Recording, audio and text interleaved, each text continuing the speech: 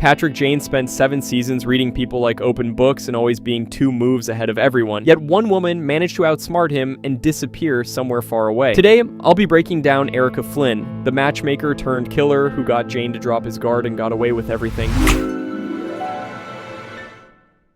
Patrick Jane is the guy who reads a room in 3 seconds and already knows everything about everyone. He beat Red John, he humiliated cops, con artists, and serial killers for 7 seasons without ever really breaking a sweat. So when I tell you there was one person who looked him dead in the eye, played his own game right back at him, kissed him, robbed people, and walked out of police custody as a free woman, you already know that this one is going to be good. Her name is Erica Flynn. She's a matchmaker who murdered her own husband and then turned the entire investigation into a flirty little chess match with the smartest man on television.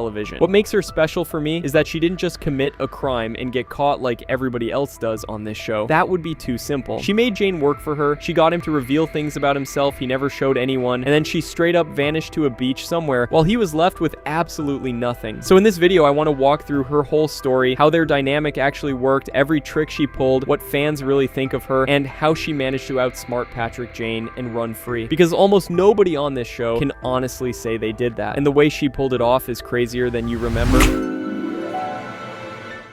Alright, so before any of the mind games, she was a matchmaker. She met a man named John Flynn, she married him, and together they built this high-end matchmaking business called Symphony, and it made them a lot of money. Why do I mention money? Well, because money is basically the engine behind everything Erica ever does. John wanted to leave the company, he was trying to retire and quietly sell the business off, while Erica wanted to keep expanding it and keep the money rolling in. So she did the thing a normal person absolutely would not do. She had him shot 3 times in the chest by his boat, and his body gets pulled out of the water. That's the case the police has at the start of every rose has its thorn. The genius part of her plan was the alibi, because she set herself up to look like she was interviewing a client named Sarah at the exact time of the murder with the help of her assistant Peter, a young guy who was completely in love with her and would do anything she asked. To everyone else, it looked airtight, a grieving widow with a witness sitting right across from her. But the second Patrick Jane walks into that station and faces off with her, he looks at this charming young widow and he just knows she did it. That's where the real fun starts, because she knows that he knows and she decides to enjoy it. What basically makes Erica different from most other killers Jane runs into is that she does not flinch. Most people crumble the second Jane turns on the charm and starts poking at them. She just smiles and pokes right back. When he randomly drops by Symphony, instead of getting defensive, she offers to interview him like he's one of her matchmaking clients, and the two of them get locked into this back and forth that honestly feels more like flirting than an interrogation. He gives her shallow answers, so she tries to ease him into trusting her, and then he just flat out tells her she killed her husband. She murdered your husband. I am more certain of it now than ever. If that's the case, prove it. And here's the part that was interesting to me. She gets Jane to open up about what he wants in a woman, and he actually answers seriously. He says he'd want someone he can trust, someone tough, someone at peace with herself, and someone who knows the worst of him and still loves him. When she tells him that woman must be remarkable, he quietly says that she was. All of it gets caught on video, and later Lisbon sits down and watches the whole thing. I featured this moment in the video where I went over the saddest moments in the show, but this means that in their very first meeting, Erica got the most guarded man on the entire show to reveal his grief on camera without even raising her voice.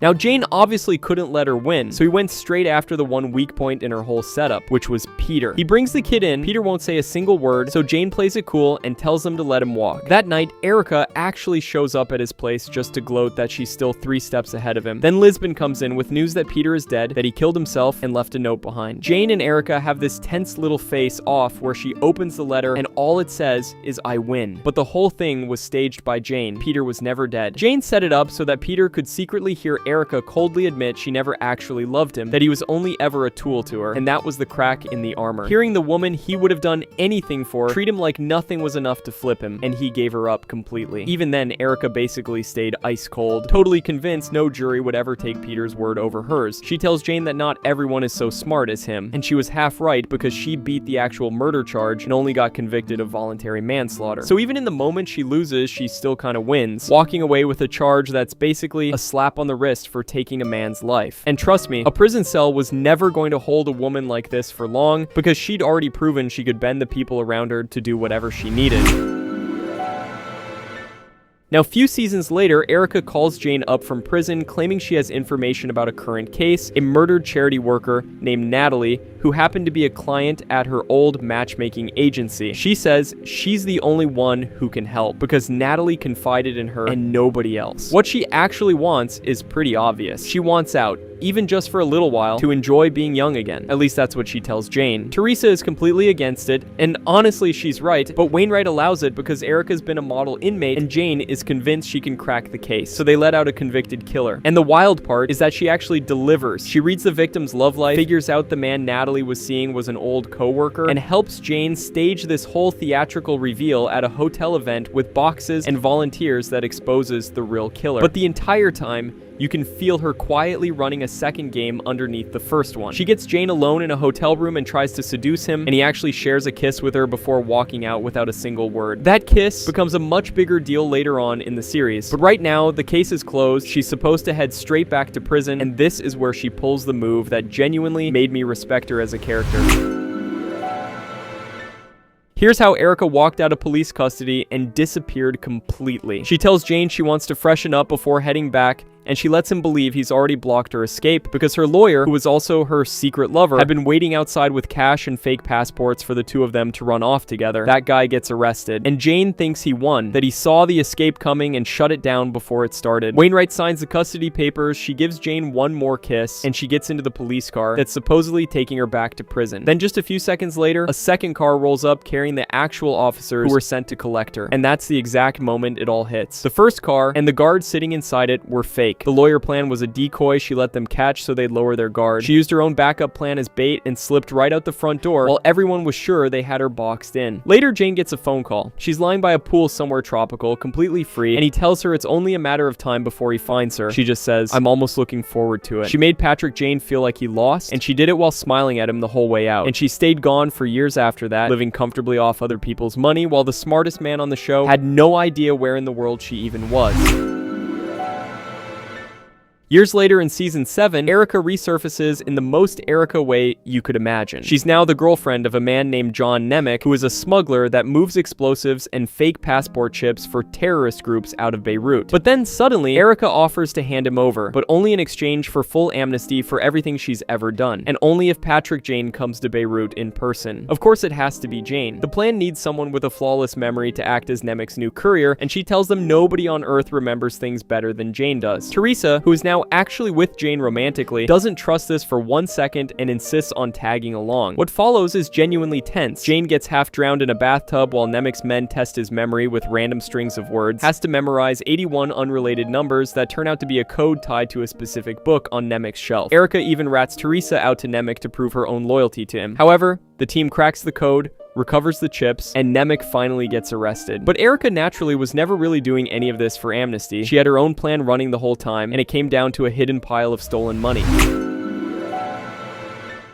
This is the episode where the tables finally turn, which is exactly why I'm talking about it. Jane knew from the very start that Erica had no intention of ever going to jail. So this time he lets her think she's running her play while he quietly runs a counterplay underneath it. The exact move she always used to pull on him. He calls her out on her hidden agenda, and she actually kicks open a secret compartment in Nemec's bookshelf stuffed with all the money she planned to steal from him. Then she makes her real pitch. She tells Jane she didn't come back for the money. She came back because she missed him, that his thing with Teresa will never last because it's built on the wrong reasons, and that what he truly needs is a soulmate exactly like himself. He asks if that's supposed to be her, and she low-key says yes, and Jane just tells her flat out that he loves Teresa and that she is going to jail. So she tasers him and bolts for the door. But Jane already saw the Teresa thing coming. Teresa is standing right there waiting with a gun pointed at her, telling her to get down on her knees. After all those years and all those escapes, the woman who outsmarted Patrick Jane finally got outsmarted herself.